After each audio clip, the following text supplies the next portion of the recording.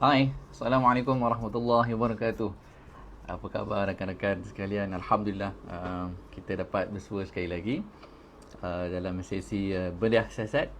Dan insyaAllah hari ini lain sedikit, yang mana hari ini insyaAllah kita akan cuba untuk membedah prospektus syarikat yang bakal didagangkan di Bursa Malaysia. Okay, so normally kita lihat kepada annual report, which is syarikat yang dah listed.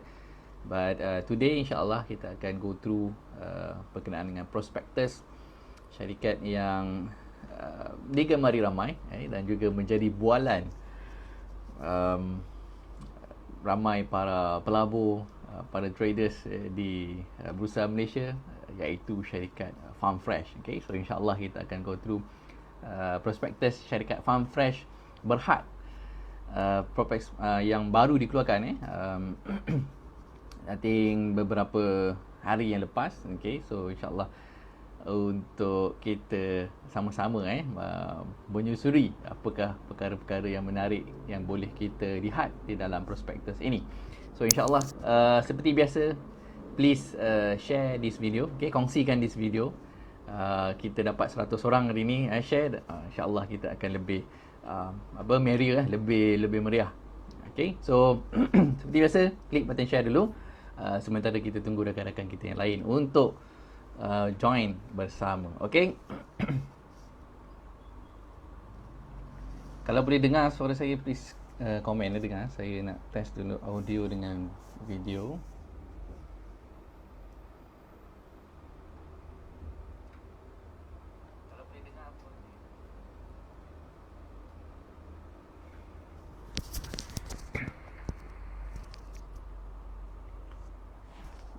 Okay, should be tak ada masalah teknikal hopefully.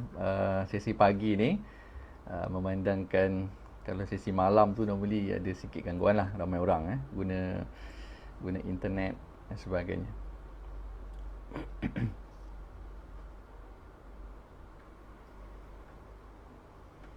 Okay, kongsikan, please share this video. Itu pengeras bagi ilmu percuma ni untuk kita bedah siasat annual report. Prospektus syarikat Farm Fresh ada 540 pages. Okay, saya tak tahulah pukul berapa kita nak habis ni, tapi insyaAllah kita just go through perkara-perkara yang penting sahaja. Kita go through yang mana important parts only.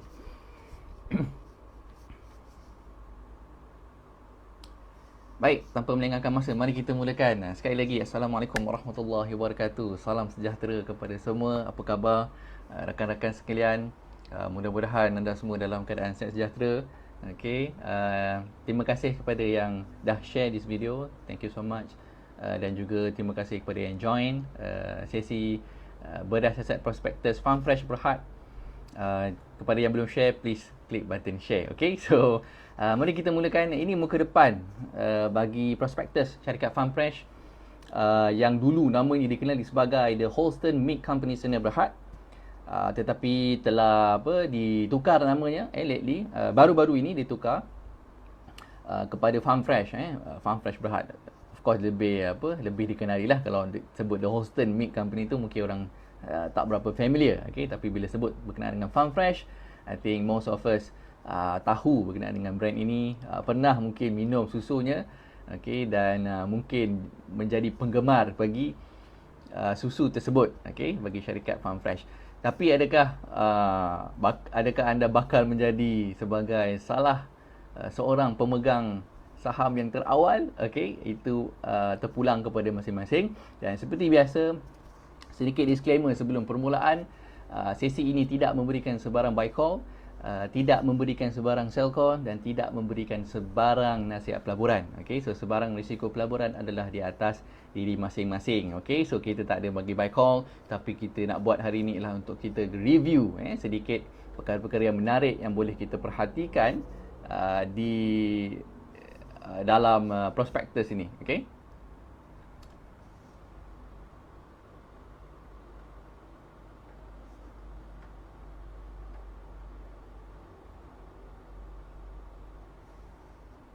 Okay, so Anda boleh download prospektus ini di laman web Bursa Malaysia ataupun di Suruhanjaya Securities website. Okay, anda boleh download untuk dapatkan ataupun membaca dengan lebih details. Kalau nak baca pages to pages, anda boleh download di Bursa Malaysia ataupun di SC website. Muka depannya begini, okay.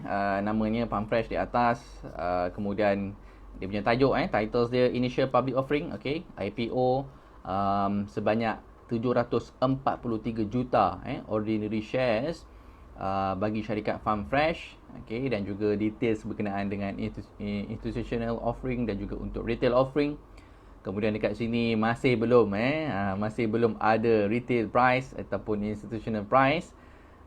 Maka itu benda yang kita takkan jumpa dalam prospektus ini. Ada dua perkara anda mungkin takkan jumpa, okey, iaitu dari segi harga yang pertama, dan kedua adalah bilakah tarikh dia akan mula didagangkan. Okey, so dua teka-teki yang masih menjadi tanda tanya kepada trader ataupun investor untuk IPO ini, iaitu berkenaan dengan harga dan juga tarikh dia akan mula didagangkan. Okey, so bawahnya di sini ada tiga dia punya advisor, managing director dan juga joint director. Pertama, leads dia adalah oleh CIMB Investment Bank, okey. Kemudian joint global coordinator and joint book runner Credit Suisse.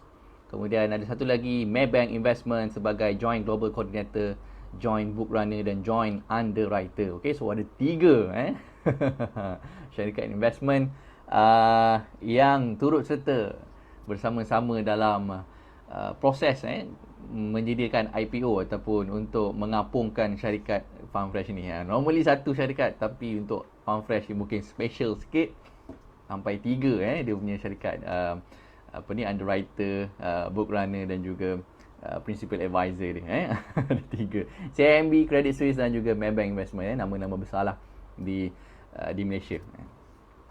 Okay, so kemudian kita beralih ke page yang seterusnya. Okay, so anda boleh baca page kedua, mungkin more on the disclaimer. Okay, page ke-5 di sini indicative timetable, tapi masih belum ada apa-apa tarikh yang ditetapkan, but we can see that tidak lama lagi lah, sebab normally dia kena listed dalam, I think prospektus ni 6 bulan maksimum dia valid, so dia kena before that lah. Mungkin this year, mungkin juga next year lah. Okay, so masih menjadi tanda tanya. Alright, so moving on to page table of content, page nombor 6. Di sini anda boleh lihat berkenaan tajuk-tajuk utama yang ada di dalam prospektus ini. Tetapi basically apa yang kita akan go through adalah on this prospectus summary.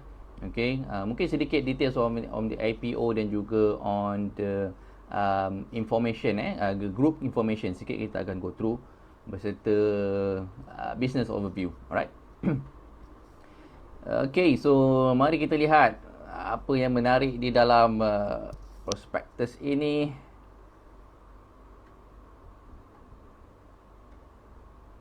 Okay, so this is more on the names, penggunaan short form dalam ni lah. Alright, so okay, this one corporate directory. Page saya tengok kat sini page based on PDF punya page lah, bukan prospektus ni punya page. Sebab prospektus punya page ni yang di sini kira first page lah. Tapi dekat PDF punya page dekat sini is on the 23rd page. Okay, so pertama on the corporate directory, dekat sini kita boleh nampak all the board of directors, siapakah board of director untuk syarikat Farm Fresh ni. Okay, kemudian kita juga boleh nampak the registered office dekat mana didaftarkan syarikat ini. Okay, didaftarkan di City Plaza, Jalan Tebrau di Johor Bahru. Okay, so manakala dengan dia punya head office, dia lain. Head office dia dekat Lakin, yang register office tadi dekat JB. Mungkin dia punya untuk operation lah, management office dan juga head operation dia dekat dekat Larkin. Okay, so this is selling shareholder. Kemudian auditor is KPMG, sole principal advisor and managing director is IMB. Okay, so yang ni kita nampak tadi, Maybank dan juga Credit Suisse. Kemudian ada legal advisors is PwC, PricewaterhouseCoopers on the legal. Kemudian beberapa syarikat legal advisors yang lain. Okay. Independent market research, dia gunakan Frost and Sullivan. Mungkin kita akan go through sedikit nanti berkenaan dengan market research yang dikeluarkan oleh Frost and Sullivan. Okay, kemudian kita nampak dekat sini Syariah Advisor adalah CIMB Islamic Bank Berhad. Okay, dan juga Syariah status approved by SEC, Syariah committee, Syariah Advisory Committee, diluluskan. Okay, so apa lagi yang kita boleh lihat di sini? This is the details berkenaan dengan allotment dekat sini page 27 ni. Kalau kita boleh lihat percentage bagi pecahan pemberian IPO ini. Okay, so syarikat dia nak listed, dia ada syarat-syarat yang perlu dipenuhi. Syarat-syarat yang diperlukan banyak lah. Okay, so that's why diperlukan pada underwriter, advisor dan lain-lain tu. Tapi antara yang key kriterianya adalah ataupun yang reflect dan memenuhi ataupun keperluan kepada kita, especially the investor, is berapa banyak allotment yang disediakan untuk kuota, kuota public, kuota Bumi Putra dan sebagainya. Okay. Selain prospectus juga ialah one of the requirement yang dia perlu keluarkan. Selain itu, kita nak lihat juga berapa percentage yang dia nak bagi kepada retails lah. Of course lah, kita retails, kita bukan institution. So normally institution dia akan bagi banyak, tetapi untuk retails dan especially Bumi Putra juga dia perlu buka untuk orang ramai subscribe kepada ataupun memiliki pemilikan saham sesuatu syarikat tu. Okay. So kalau kita nampak dekat sini, kuota untuk Bumi Putra, yang atas sekali ni Bumi Putra. So siapa-siapa yang dalam kategori Bumi Putra, untuk balloting disediakan 1%. 1% ni inilah kena rebut. Bukan rebut in term of literally lah, tapi kita kena, bila ballot tu dia undi dia tu, dia bagi daripada 100% semua yang didagangkan 743 juta tadi tu, dia bagi 1% ni untuk Malaysia Public kuota Bumi Putra, balloting 1% saja. Manakala untuk Bumi Putra Investor Approved by MITI, dia bagi banyak lah, 12.5%. So sedia untuk siapa-siapa yang penggemar-penggemar yang apply MITI, IPO, memohon IPO melalui MITI, boleh sediakan anda punya dokumen semualah. So IPO MITI anda perlu register online, guna anda apply online dan juga kena post ataupun hand delivered ke MITI all the supporting documents. Dia nak supporting documents.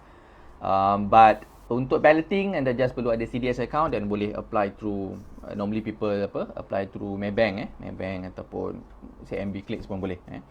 So dua cara yang berbeza. MITI akan apply melalui Ministry of International Trade, iaitu kena supporting dokumen dan sebagainya lah. Kalau balloting ni just guna online sahaja. Okay. So ini total Bumi Putra 13.5%, non bumi 85%, banyak ah. Okay, so total untuk Malaysia 98.73. Manakala untuk foreigner ada 1.27% yang disediakan untuk foreign investor dan sebagainya lah, 1.27%. Okay, so untuk Bumi Putra kita ada 13.5%. So sama ada melalui balloting ataupun melalui MITI. Okay, so banyak juga kat MITI tu sebenarnya, 12.5%. Ballot 1% tu berebut-rebut lah untuk kuota tu 1% je, tak banyak. Alright, so seterusnya kita pergi ke page 31. Okay, so 31 adalah on the prospectus summary. Ini dia masuk ke tajuk yang ketiga, prospectus summary. Basically dalam prospectus summary ni diceritakan berkenaan dengan proses untuk IPO-nya berkenaan syarikatnya secara ringkas. So kalau anda nak tahu lebih details, anda kena go through dekat chapter-chapter yang lain tu. Tapi basically untuk hari ni kita akan go through on the summary. Untuk kita lihat summary je untuk as an overview. Kalau tidak ada 540 page lah. Nak kena tengok satu-satu. So perspective summary yang pertama kita nampak dekat sini. Okay. This is the total number of shares. Dekat front page tadi kita nampak total number of IPO yang didagangkan adalah 743 juta. So 1% lebih kurang 7 juta untuk yang kita nak ballot lah. Kalau nak ballot tadi tu 7.4 juta lebih kurang. 7.4 juta untuk Bumiputra secara ballot. So 12.5 melalui MITI tadi. Okay. So representing of 40% of the enlarged issued share capital. So jumlah 743 juta ni sebenarnya adalah represented 40% daripada the whole numbers of share bagi syarikat Farm Fresh ni. Okay. So meaning kalau ada satu syarikat tu, bila dia didagangkan di Bursa Malaysia, dia bukan listed semua syarikat tu. So dia hanya bagi a portion of it untuk public offering, initial public offering, dipanggil sebagai IPO tu lah. So 40% saja. So 60% tu masih dipegang oleh the original shareholder lah. So sama ada founder dia ke ataupun dia punya directors ke yang dia bagi numbers of share tu lah, sekian-sekian. Sebab normally company dia tak ada bagi semua 100% tu dia dagang. Sebab dia sayang juga syarikat tu. So normally ada bagi 30%, 30%, ada yang bagi mungkin 40%, ada lagi 50% untuk listed. But the 60% remain on the original owners of the company lah, siapa yang maintain dia. Sebab dia dibesarkan, dia panggil based on enlarged issued. So issue tu ada yang dah dibesarkan. Okay. So 40%. So total numbers of share I think kalau dia mention kat sini more than 1 billion lah sebab 743 juta ni ialah 40%. So dalam 1.8 mungkin 1.8 billion lah total numbers of shares. Okay, so dekat sini kita nampak institutional. Okay, so dia bagi 687 juta. So institution paling banyak lah dia bagi. Institutional dapat awal-awal 687 juta. Okay. Ini tadi untuk Bumiputra, okay, dan juga untuk foreigner. Foreigner tadi dalam 1.27%. So retail offering ada 55 juta, iaitu kepada siapa? Yang pertama eligible person, yang kedua untuk Malaysia Public. Eligible person meaning dia punya directors dan juga dia punya staff lah ataupun employees yang dia nak bagi melalui ESOS dan sebagainya. Kemudian yang ini untuk Malaysia Public secara umumnya. So yang ni sajalah untuk kita berebut-rebut. Okay, so kemudian moratorium ni of course lah kepada siapa yang dia bagi tu dia tak boleh jual within a certain period of time. Dia dapat tu dia kena maintain the shares. Alright, so continue on to page 33 page 33 dekat sini on the history and business. Dekat sini kita nampak okay, syarikat ni didaftarkan pada tahun 2010. Okay, so almost 10 years lah. 24 March 2010, almost 11 years. As a private limited company under the name of the Holston Mink Company Sdn Bhd. Okay, so nama dulu didaftarkan sebagai the Holston. Kemudian ditukarkan namanya kepada Farm Fresh Sdn Bhd pada 22 September 2021. Baru lagi last month ditukar kepada Farm Fresh Sdn Bhd. Okay, kemudian dia convert kepada Farm Fresh Berhad sebab dia nak didagangkan, maka dia tukar nama sekali lagi kepada Farm Fresh Berhad. Okay. The principal activities. Okay, apakah main business syarikat ni? Yang pertama adalah dia rearing dairy cows and the sales of dairy cows milk. Okay, dan juga dia cerita dekat sini, we form a fast-growing, vertically integrated dairy group engaged in the business of farming, manufacturing and distribution of various dairy products. Okay. So basically business dia melibatkan produk tenusu, produk susu lembu yang dia punya business orientation dia vertically daripada awal sampai akhir, daripada farming kat sini pertama, kemudian manufacturing dan juga distribution. Semua dia dia supply chain tu semua dia sapu daripada farming, manufacturing dan juga distribution. So dia panggil vertical lah, semua daripada farm kepada glass, sampai orang boleh minum. So itu basically business operation dia, ataupun dia punya core business dia is on the dairy products.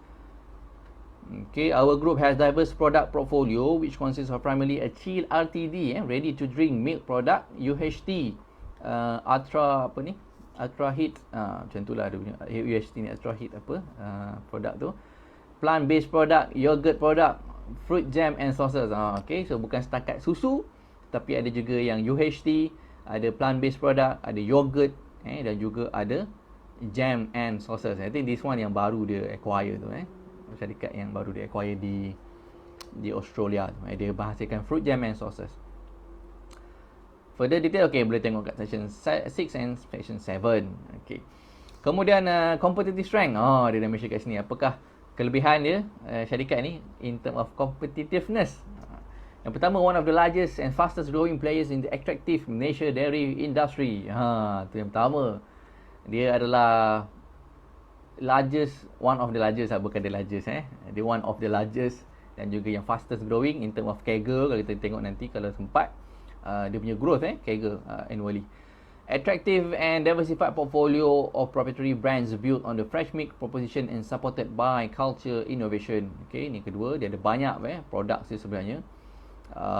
Farm Fresh tu mungkin kita tengok ada 1-2 susu, tapi sebenarnya ada banyak lagi produk-produk lain dia. Kemudian vertically integrated grass to glass. Ini dia panggil grass to glass, model providing operational and financial benefit.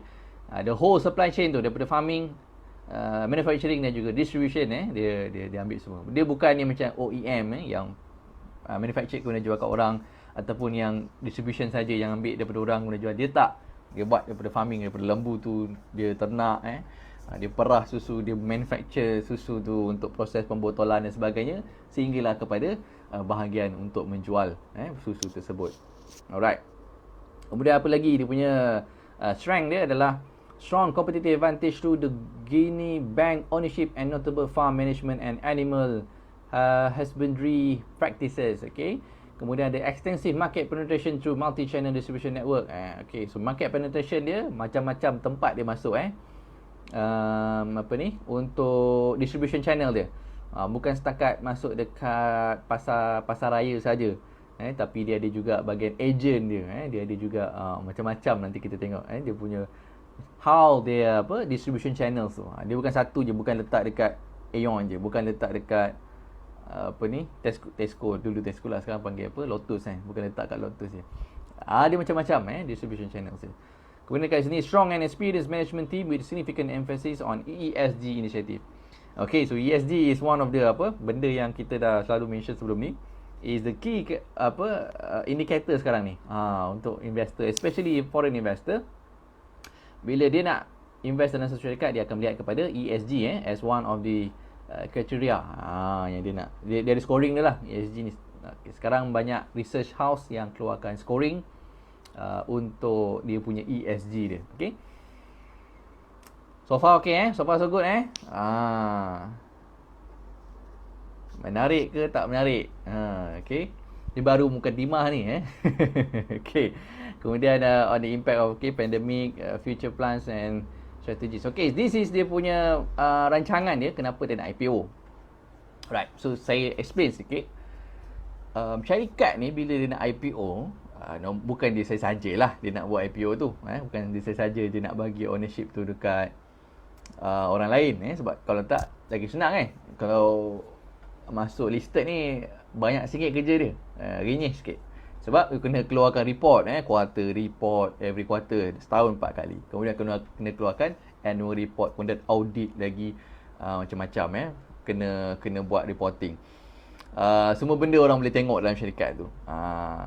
So normally kenapa orang go for IPO adalah untuk mendapatkan modal, modal tambahan. So basically modal ni kalau kita nak secara general, untuk dapatkan modal, typical buat loan bank lah, buat financing ke buat loan dengan bank, untuk dapatkan. But of course dia ada kena bayar lah interest, ataupun profit rate dan sebagainya.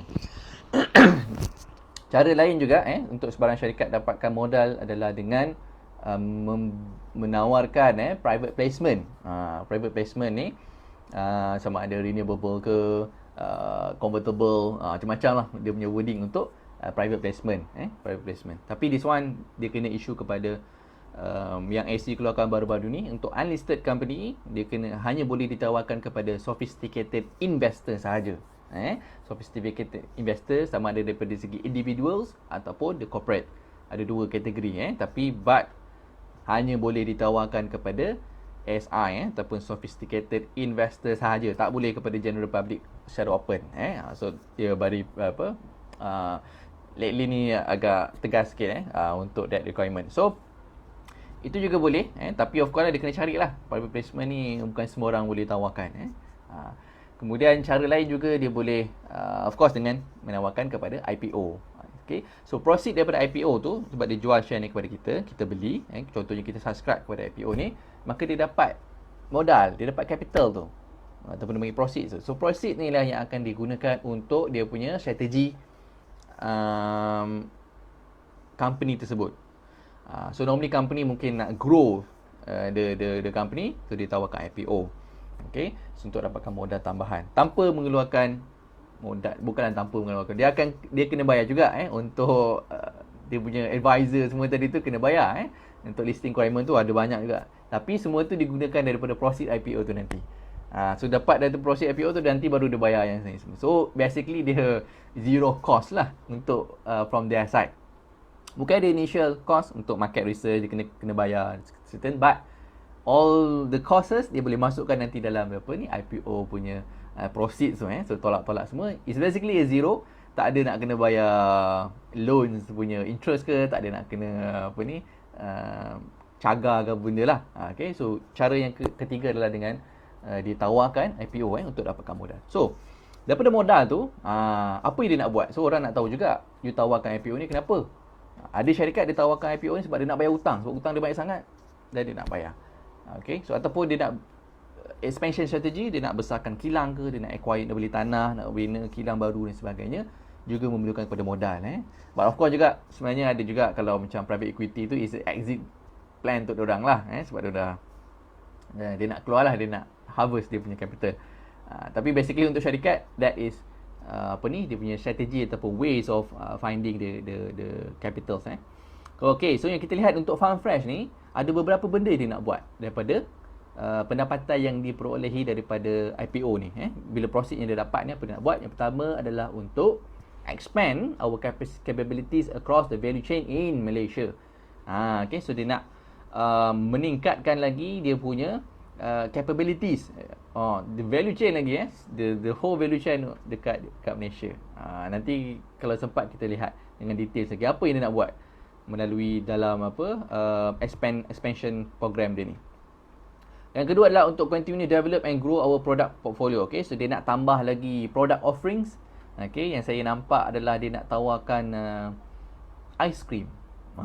Okay, so sebelum ni mungkin dia ada susu, dia ada yogurt. Lepas ni dia nak tawarkan a new product, iaitu ice cream. Okay, so ice cream Farm Fresh. Macam mana rasa? Kita sama-sama nantikan lah bila dah keluar nanti. Okay. But so far saya minum susu dia yang yang lactose free tu lah. Saya ada lactose intolerance. So saya tak boleh minum susu biasa. So far Farm Fresh yang mudah didapati lah, yang lactose free tu.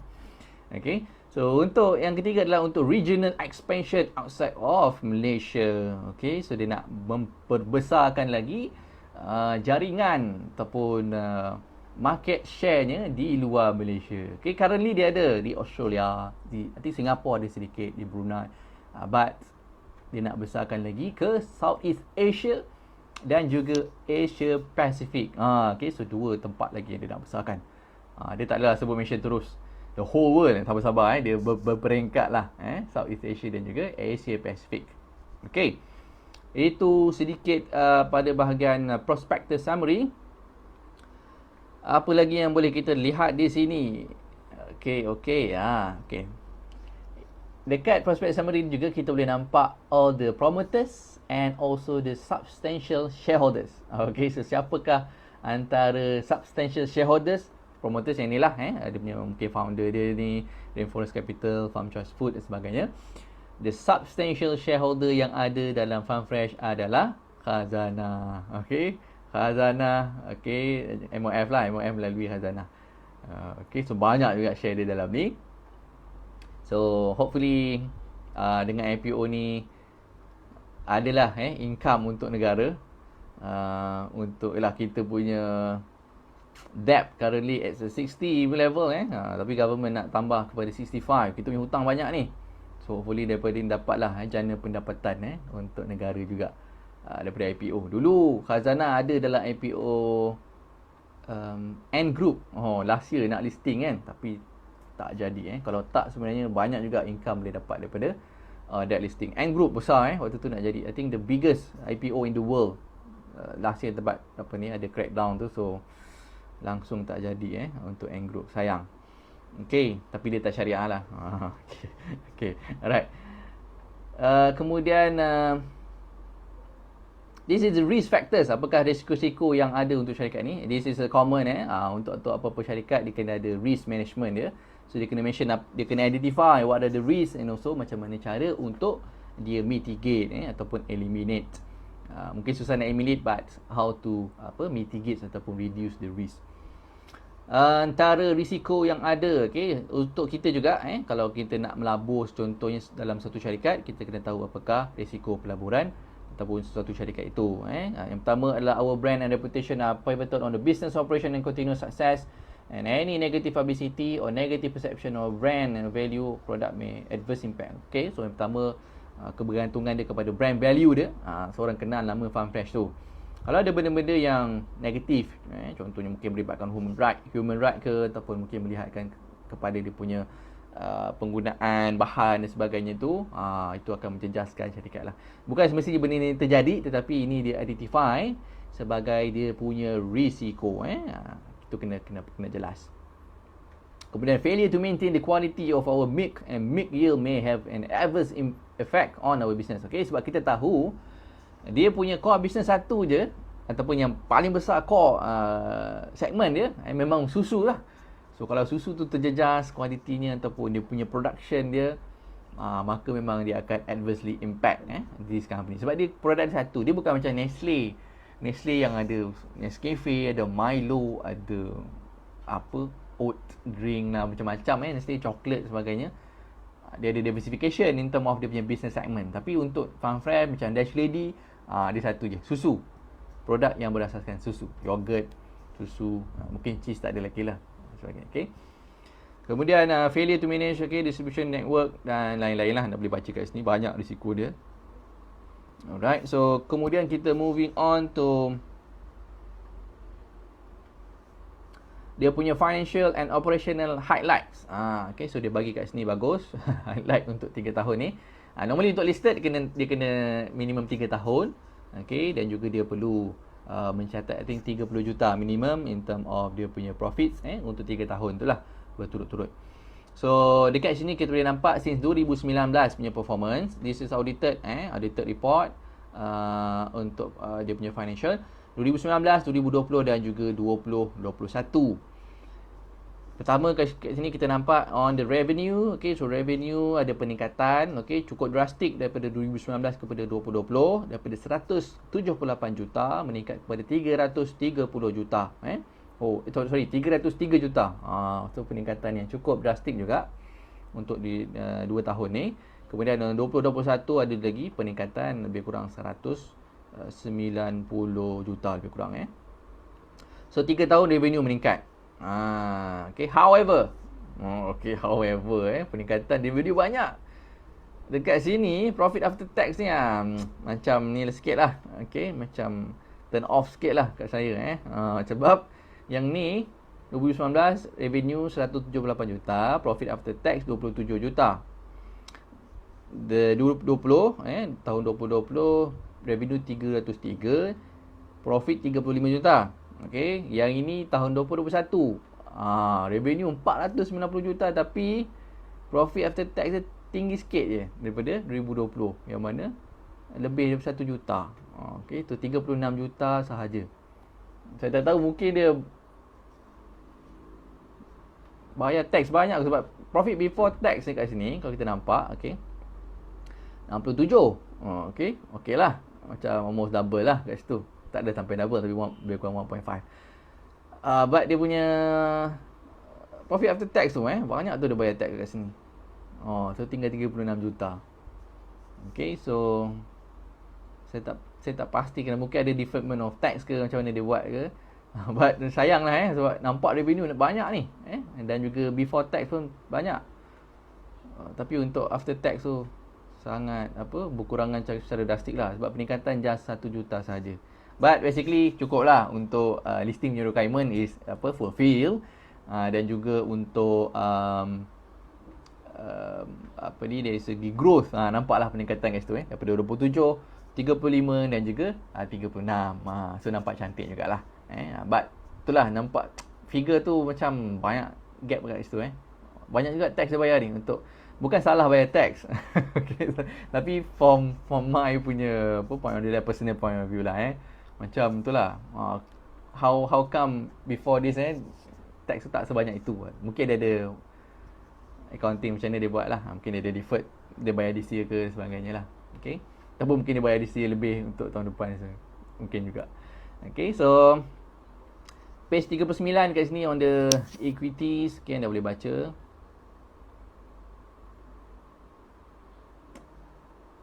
Okay, this one okay. Revenue tadi peningkatan 2019 ke 2020 70%. 2020 ke 2021 61%. Tapi untuk profit after tax, okay, 2000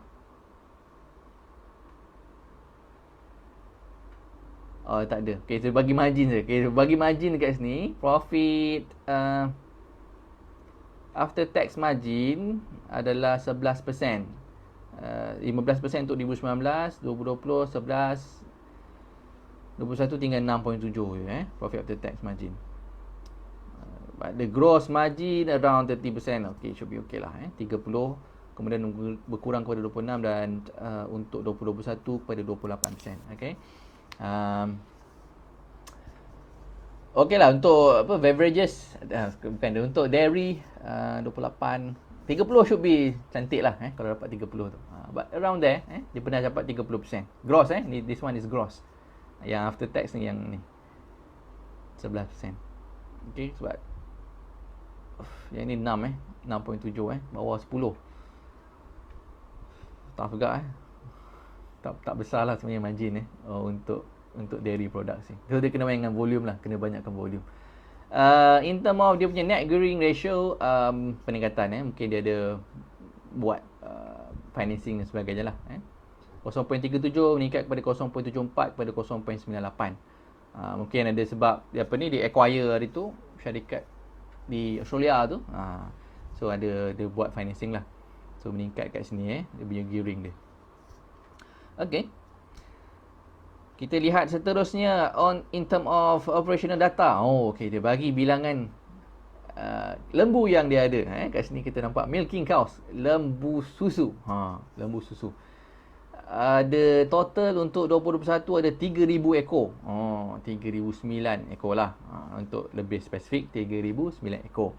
Di Malaysia saja ada 1,767. Di Australia ada 1,242. Okay, so lagi banyak dekat Malaysia lah 1,700. Dekat Australia ada 1,002.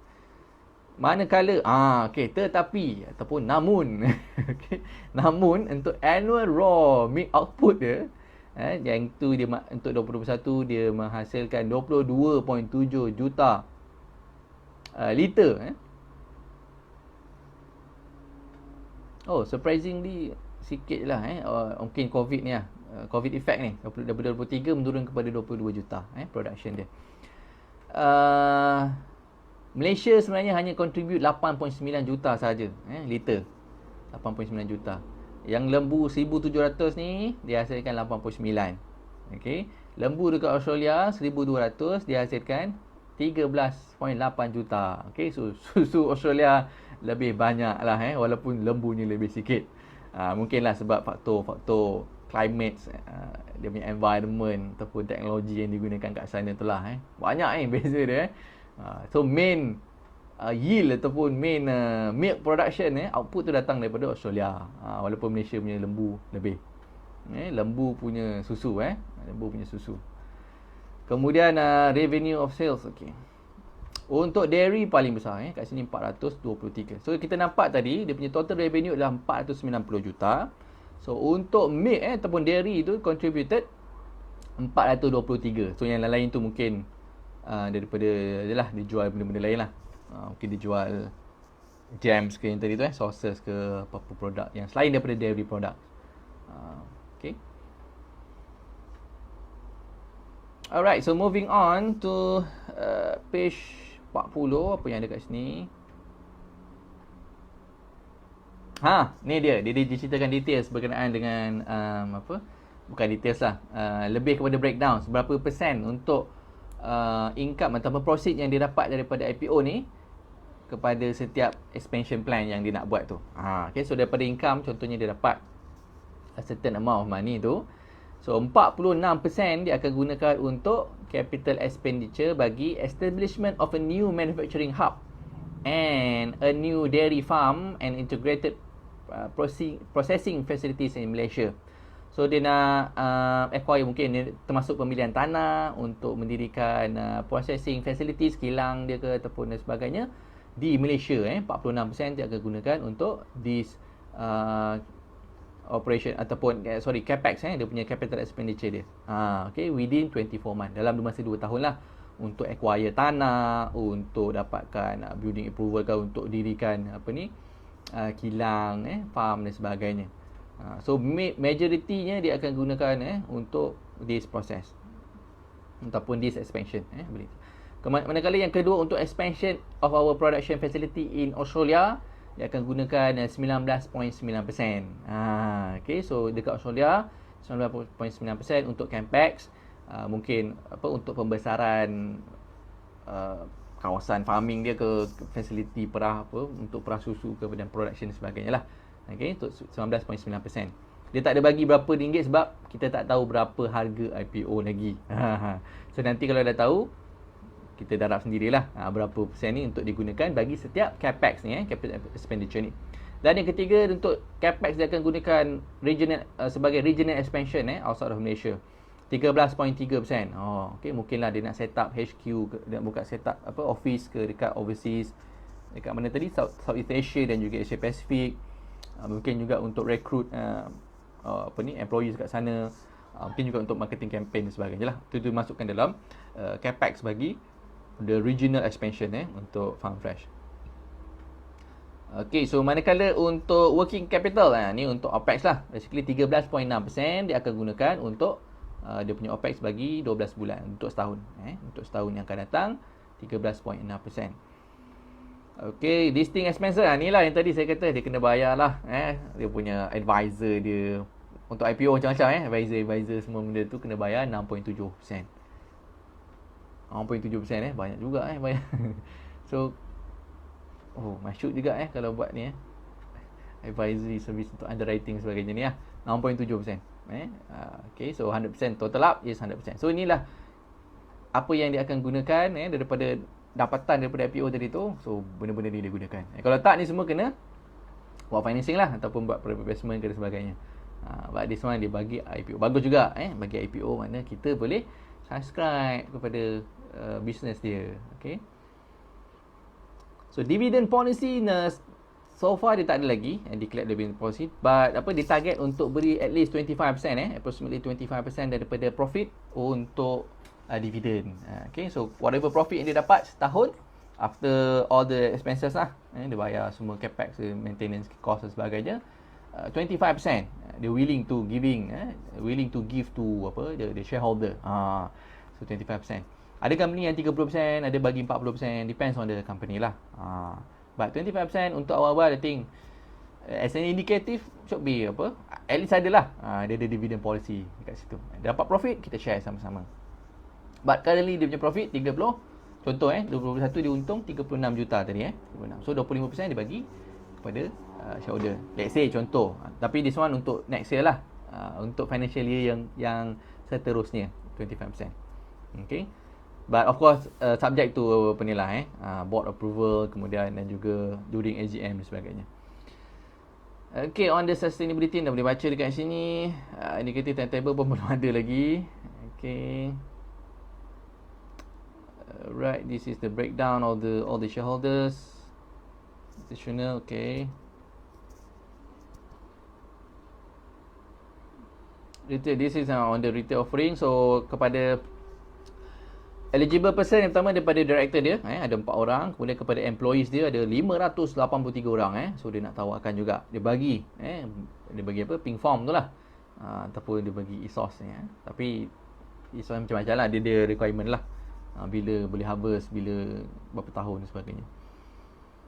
Okay, person who contributed to the success of the group. Ada 200 lagi. Oh, ni siapa pula mungkinlah ada orang yang membantunya secara langsung ataupun tidak langsung lah. Okay, ni this is number of directors yang dia bagi tu 4 orang. Allocation via public. Okay, ni allocation untuk balloting untuk Malaysia Public 37 juta. Okay, so inilah yang perlu direbut-rebutkan. Okay, so, itu termasuk bumi dan juga non bumi tadi tu. Seterusnya,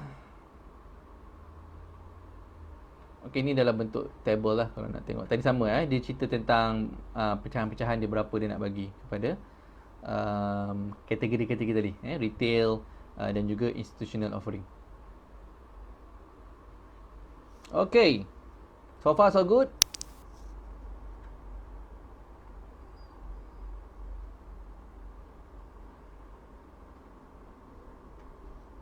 Jangan lupa untuk kongsikan video ini. Okay, so IPO yang cukup panas, yang hangat dan dinanti-nantikan ramai. Okay, so hari ni kita go through prospektus dia.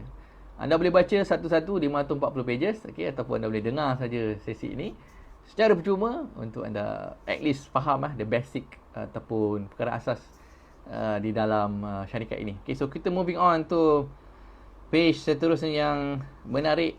Apa dia yang menarik kita boleh lihat?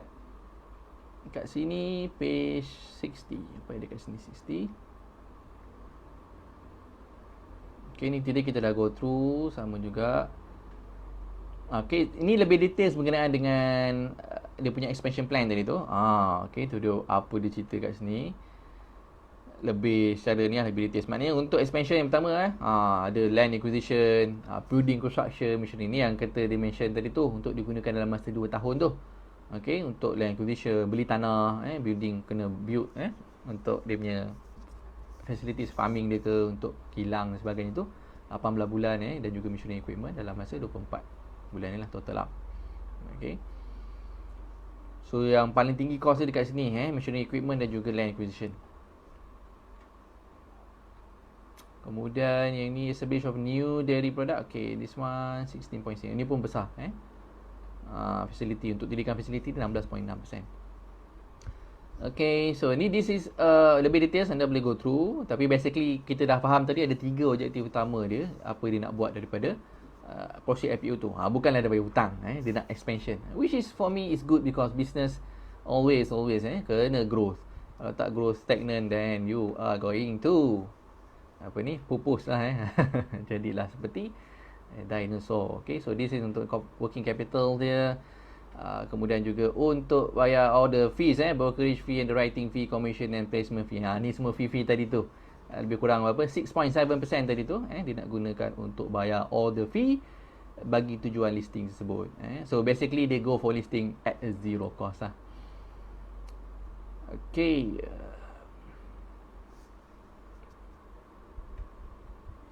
alright, this is ni lebih details berkenaan dengan risk dia. Anda boleh go through dengan lebih ni. So kita moving on to page think page 90. Seterusnya,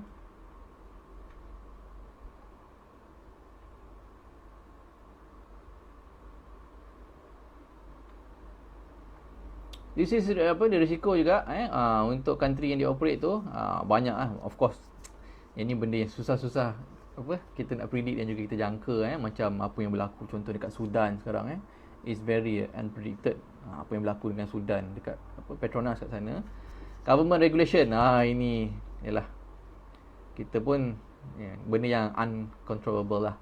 Kemudian changes in social, political, economic condition, transportation dan sebagainya. Okay, so benda-benda tu anda perlu take note dalam any investment, not specifically dalam ni, any investment, benda-benda tu adalah risiko. Jangan fokus semata-mata kepada dia punya rewards, consider also dia punya risk. So you kena timbang dia punya risk and rewards. So, berapa portion yang you boleh tolerate. Okay, sebab any investment dia datang dengan return of course, dan juga dia datang dengan risk. Okay. Right, so kat sini dia punya group structure. Okay, so this is all the shareholder. Okay, this is Farm Fresh, kemudian all the subsidiaries. Ini basically kat Malaysia dan juga yang ni dekat Australia. Okay.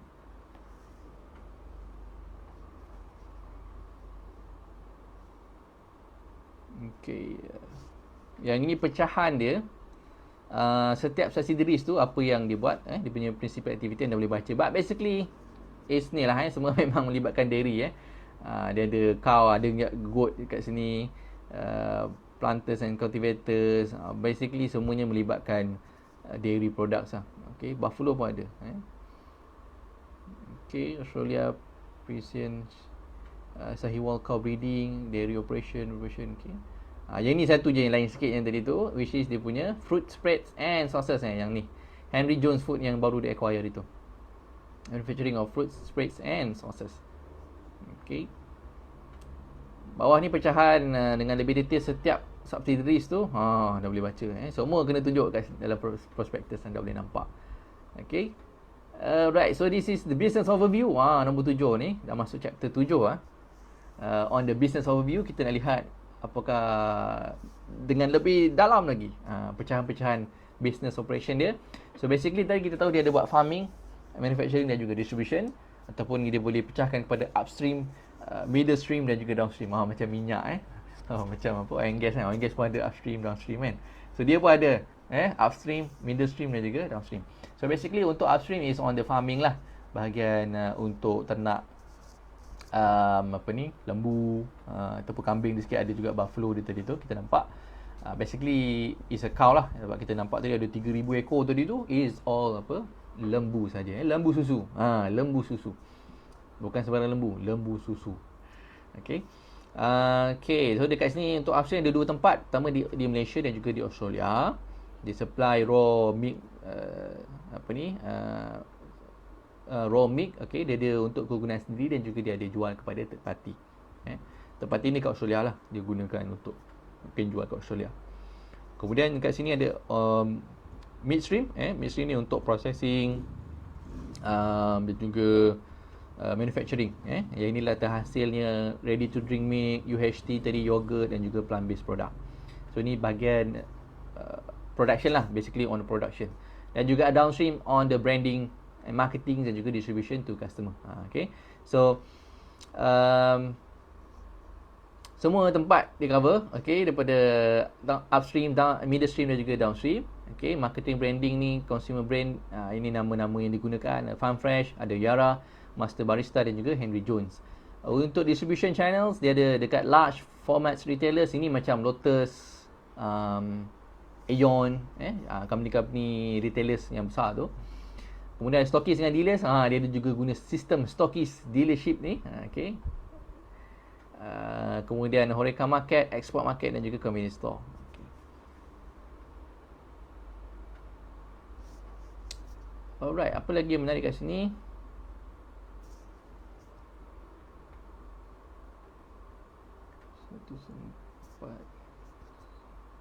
Competitive strength. Okay, so this is competitive strength tadi tu. dengan lebih detail. Tadi kita baca dia punya summary je. Anda nak dapatkan berapa kaggle, berapa dia punya market share dan sebagainya, anda boleh go through pada bahagian ni. Kalau kita sempat, kita go through sikit mungkin bahagian Frost & Sullivan punya market research tadi. Kita boleh nampak berapa besar market share untuk Farm Fresh as compared to Nestle, Lush Lady dan juga jenama-jenama yang lain. Okay, so ni produk-produk dia kurma, produk susu yang rasakan kurma pun ada lactose free. Ni saya minum lah. Kemudian ada organic milk, ada oat and almond milk, banana flavored dan sebagainya. Banana ni agak baru kat agak barulah. Saya tak pernah minum lagi. Okay, so this is yang tadi tu dia cerita pasal vertically integrated grass to glass daripada lembu tu hasilkan lembu tu sampailah kepada dalam botol untuk kita minum. Dia punya business supply chain dia. Seterusnya,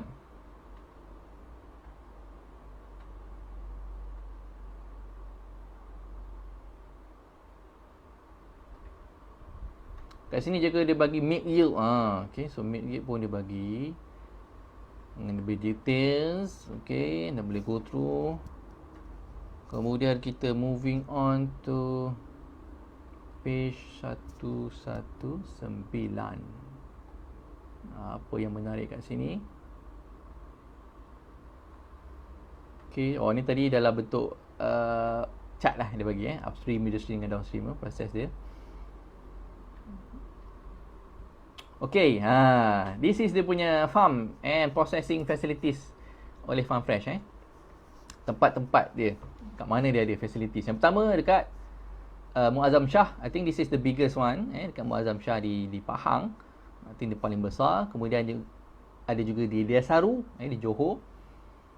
Kemudian ada di UPM. Dia dekat UPM sikit. Kat Mawai. Mawai kat mana kat Johor juga Mawai dan juga di Lakin. Basically Johor ada 3 Lakin, Mawai dan juga Desaru. Di Selangor ada 1 di UPM. Kemudian di Pahang ada di Muazzam Shah. I think dekat Ipoh. Dekat Taiping ada 1. Taiping pun ada 1 kat sini. Kemudian di Australia basically ada 2. Satu di Greater Shepparton dan juga satu lagi Keybram. Keybram. Macam mana nak pronounce saya pun tak pastilah. Tapi di Australia bahagian tepi ni 8 dengan 7 kat sini. So tu dia punya farm facility dia. Farm facility. Farm dan juga facilities. Okay, dua-dua. Right, so bawah ni tu nampak kat sini lah. Bila dia start kat sini. Muazzam Shah 2014, Desaru 2016, UPM 2017, Mawai 2018, Taiping 2020. Okay.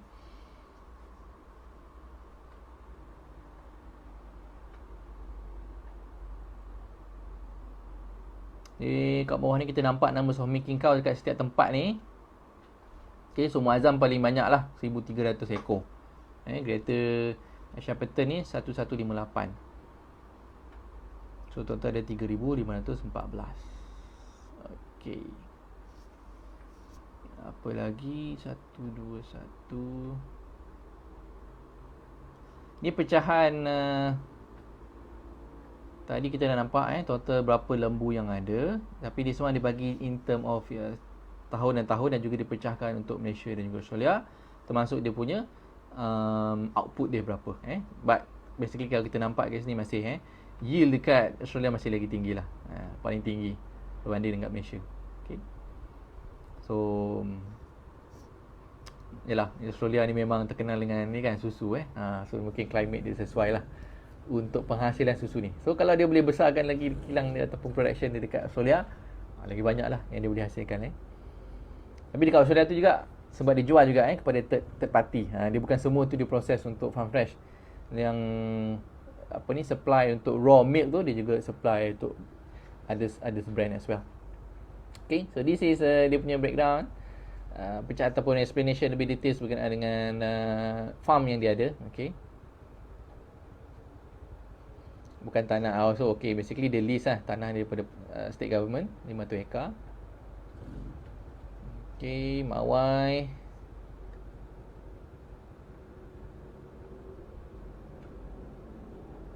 Kemudian di Desaru. Dan juga di UPM Tapi UPM tadi kita nampak tak berapa banyak lah. Ada berapa ekor tadi di UPM? Ada 200 di UPM. Ada 200 ekor. Kemudian Taiping dan juga Greater Shepparton Farm tadi. Okay, kat sini ada dia punya breeding. Okay, this is a process peternakan dia untuk dia punya, sebab lembu ni dia tak boleh hasilkan susu tu selama-lamanya lah. So ada juga yang terpaksa nanti dia jual jugalah, dia sembelih ke ataupun jual lembu tu lepas dah habis dia punya capacity dia. Sebab tu dia kena still continue hasilkan lembu-lembu yang baru. So ni proses dia untuk berapa lama untuk dihasilkan lembu yang baru. Okay, 1, 2, 1, 3, 2. Apa lagi kat sini Yang best sikit. Okay, so this is a process untuk manufacturing dia. Okay, so dia punya flow.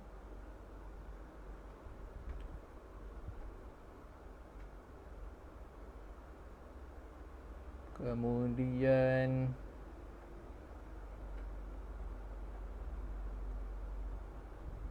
okay, ini produk-produk ataupun brands yang dia ada di bawah Farm Fresh ni. Untuk ready to drink milks, okay, ada of course Farm Fresh lah yang kita biasa nampak. Kemudian ada Yara, kemudian ada Master Barista, kemudian ada Nubian Goat Milk dia ada juga kemudian Henry Jones. This is the brands di bawah ready to drink milks di di Malaysia dan juga di Australia lah. Basically Henry and Jones ni dekat Malaysia. But Master Barista pun saya tak pernah nampak lagi tak perasan kot dekat Malaysia. Mungkin dekat Australia. Kemudian UHT, nama yang digunakan lebih kurang sama, Farm Fresh, Yara, Henry Jones. Kemudian yogurt ada Farm Fresh dan juga Yara. Plant based is basically susu soya, susu yang menggunakan oats dan sebagainya itulah. Kemudian fruit jam, ni nama-nama di bawah fruit jam, IXL, yang di bawah Henry Jones tu. Dan juga sauces di bawah Taylor, Taylor's nama dia. Okay, di bawah ni all the products kita nampak dia punya packaging macam mana, berapa saja price untuk jualan setiap susu ni. Okay, so basically susu ni harga ni lah yang kita boleh nampak kat pasaran. Yang kurma ni kalau 700 tu RM8 lah paling maksimum. Lactose free ni mahal sikit, RM8.5 ni Okay, kopi ni pun lagi mahal lah. Of course dia letak, sebab ada letak kopi sikit. Yang paling mahal saya nampak dekat sini apa dia kopi tu lah kopi cafe tadi RM10.80 paling tinggi harga dia. Dan juga Henry Jones ni pun juga RM10.50 Yang lain tu dalam range RM8 lebih. Okay, so yang ni yang produk-produk kecil dia tu 200ml punya produk, senang boleh nampak. Kemudian this is a yogurt product. Mungkin dia yang kita tak nampak kat Malaysia lah, sebab ni termasuk yang dekat Australia.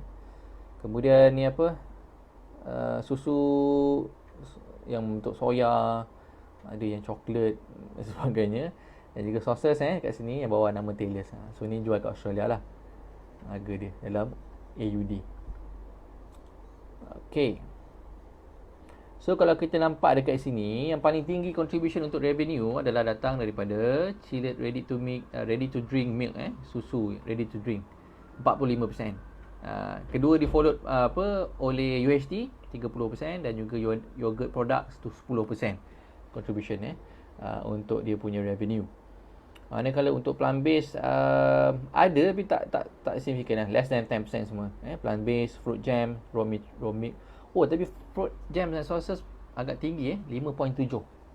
Oh, banyak juga makan jam dengan sauces kat Australia ni 5.7. Ataupun mungkin sebab dia dalam AUD lah, dia convert to ringgit tu nampak besar. Okay, dan juga ada 0.7%. Okay, so tu pecahan dia. Milk, basically dairy product is main contributor lah 86, tapi dia pecahkan juga kepada milk, ready to drink, UHT dan juga yogurt. Yogurt product.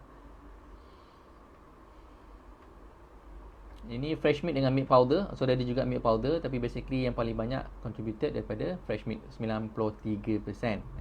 This is a breakdown on the based on region, based on country. So Malaysia is masih dia punya main main contributor lah untuk dia punya income atau revenue 85%, followed by Australia 10%, Singapore 3.7 dan juga Brunei 0.2%. So lepas dia nak expand tu lah, kita nampak tadi expansion plan, dia nak go into Southeast Asia dan juga Asia Pacific. So dia nak tambah lagi lah dia punya market share. Okay, apa lagi kat sini kita nampak? Okay, distribution channel lah. Okay, ni pecahan distribution channel dia. Yang pertama, paling besar dia datang daripada large format retailers. Yang itulah Lotus, Aeon dan sebagainya tu contributed 44% distribution channel dia. Kemudian yang 34% ni tinggi juga datang daripada stockist dan juga dia punya dealers tu. Ini jual guna stockist dan juga agent dan sebagainya tu 34%. Horeca market 14.8, manakala export market 3.8 dan convenience store 2.8. So the two biggest distribution channel di large format retailers, Aeon, Lotus sebagainya tu, dan juga daripada dia punya stockist and dealership tu.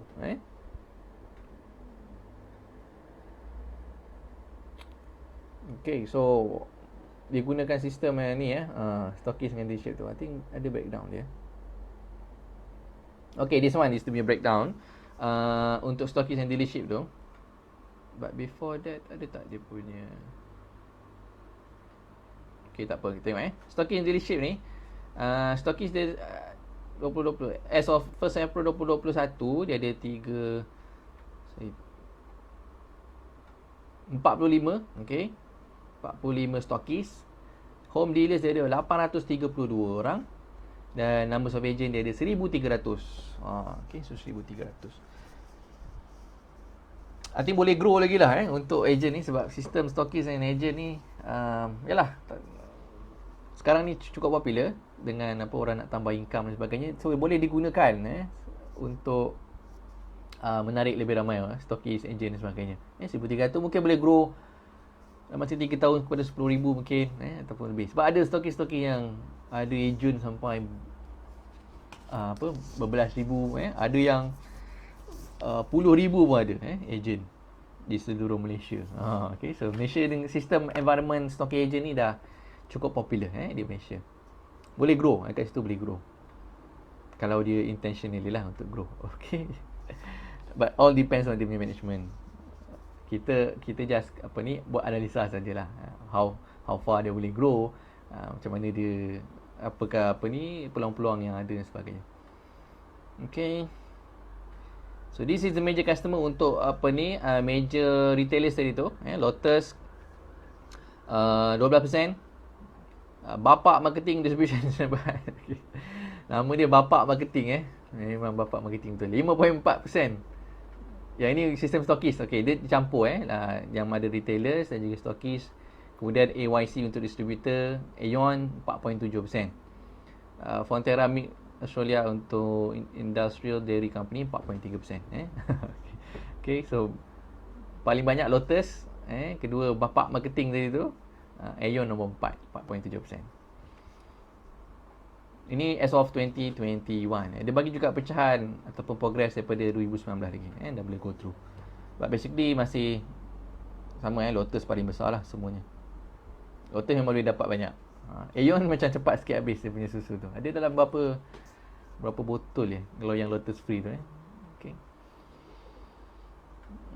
This is major supplier. Kita dah habis dah, sikit lagi. 1, 5, 4.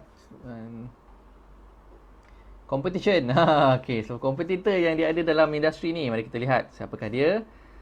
Pertama, Kedah Dairy. Kedah pun ada susu. Bright Cow, Eco Fresh, Summerfield, and the brands of midstream and downstream manufacturers or distributors such as Dutch Lady, Good Day, Marigold, Dairy Fresh, and Greenfields. Okay, so all these are the competitors bagi syarikat Farm Fresh. Okay. Yang terakhir mungkin, okay, so dah lama dah kita bersiaran ni, hampir lebih sejam dah.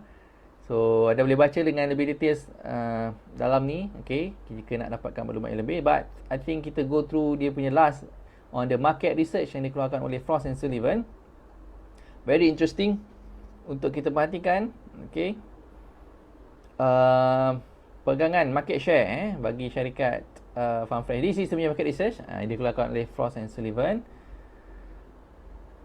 Okay, dah boleh go through kat sini. This is one of the thing yang saya, kalau boleh lah, bukan kalau boleh, memang this is very interesting kalau ada dalam annual report setiap tahun untuk dia punya market research. Sebab kita nak tengok how big market share yang dipegang oleh satu syarikat. So kalau dapat dimasukkan this market research ni dalam setiap annual report, that will be very fantastic for me. Sebab kita boleh baca satu report dan kita boleh nampak lagi all the competitors, berapa perangan dia, dan juga kita boleh go through nanti dia punya report-report yang lain tu. So kalau ada, sebab so far dalam prospectus saja dia letak. Kalau bursa boleh impose, cost dia it depends on company lah. From Silver ni mungkin besar. I think my last company masa kita orang buat market research is less than 100,000 pun. But that one market research on the property lah, untuk certain area, dia ada coverage lah berapa kita nak perimeter macam mana. But less than 100,000 pun kita boleh dapat lah dia punya market research tu.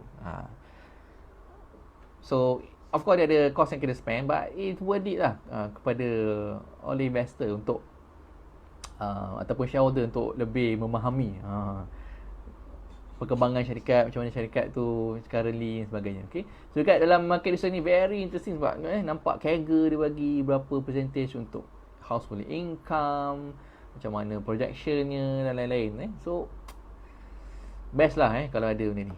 Very very interesting. Okay, so ni on the sales, kemudian size of ready to drink. So semua market dia beritahu berapa besar pasaran dia, macam mana perkembangan dia in the future, based on projection lah, bukannya confirm kan. So based on projection, countries comparison, memang kalau dalam ni dapat dalam annual report setiap company memang shock Okay, alright, so I think mana dia punya tu market research untuk this one, market share.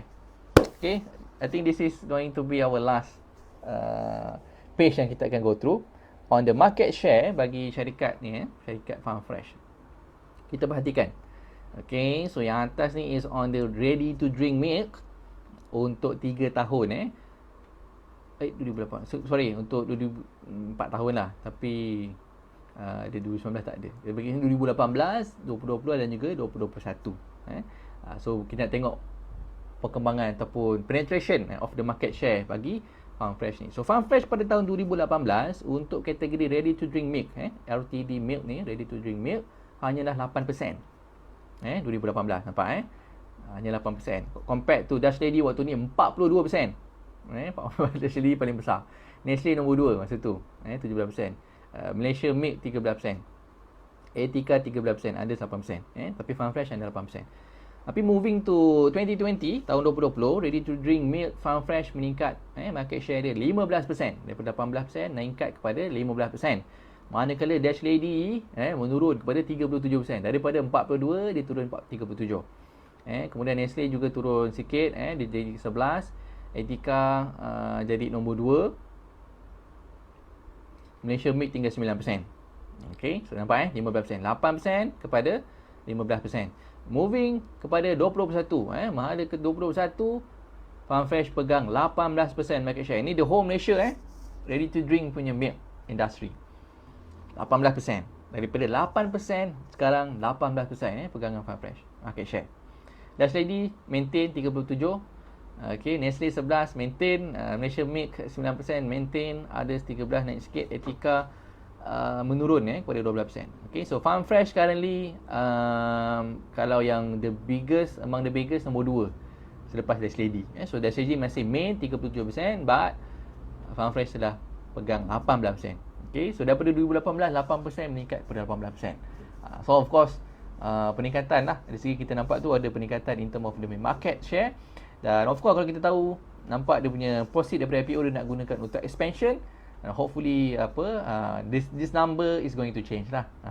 Okay, so how much is going to change, kita kena tunggu nanti, mungkin dalam market research yang lain lah, untuk kita tahu berapa perubahan pegangan market share dia.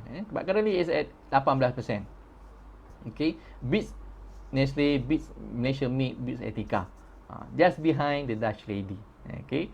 Sebab Dash Lady pun kita nampak lately ni daripada share price tu, sebab tu kita perasan siapa yang perasan lah, Dash Lady punya price I think almost half dia jatuh daripada 2018 itu.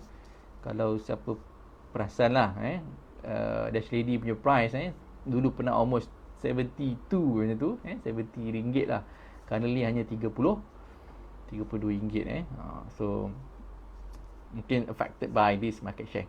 Alright, so a very interesting prospectus, is very interesting growth so far untuk Farm Fresh. But unfortunately kita masih belum tahu when is the real dates untuk listing dan juga berapakah harga sebenar yang akan ditawarkan nanti. So Dash Lady tadi kita nampak is around 30 ringgit, but of course is harga sekarang lah 30 ringgit so but hopefully Farm Fresh tak lah pergi sampai macam tu. But for me personally, kalau lah di bawah RM1 dan macam best sikit lah rasa tapi kalau macam lebih RM1 tu dia macam ni lah lebih, jangan lebih RM1 lah kalau boleh less than RM1 sebab dia punya profit pun tak dalam besar both of course dia punya asset ada banyak, cash ni I think lebih daripada 100 juta. Asset I think saya tak ingat tadi, just sempat go to sekali but cash and cash equivalent I think more than 100 million dia ada currently. So kita nantikan sama-sama berapakah harga yang akan ditawarkan kepada retailers. Institution mungkin dapat harga yang lain, tapi untuk retail investor kita nantikan nanti berapakah harga yang akan ditawarkan. Anda rasa berapa harga yang sesuai ataupun berapakah harga yang anda willing to pay to get the your food into this company.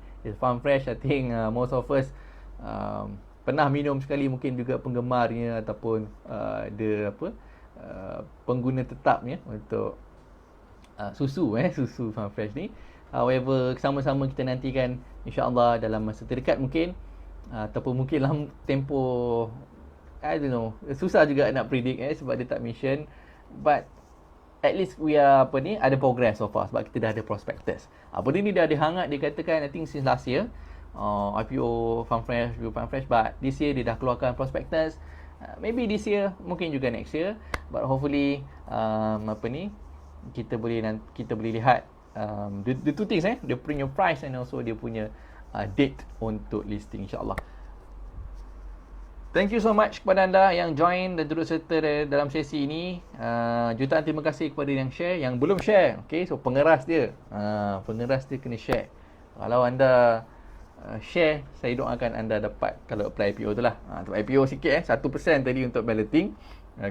Saya doakan siapa yang share this video dapat dah pegangan shareholders, kalau siapa yang apply lah. Kalau yang tak apply tu tak ada apalah. So insyaAllah kita jumpa lagi dalam sesi-sesi yang akan datang.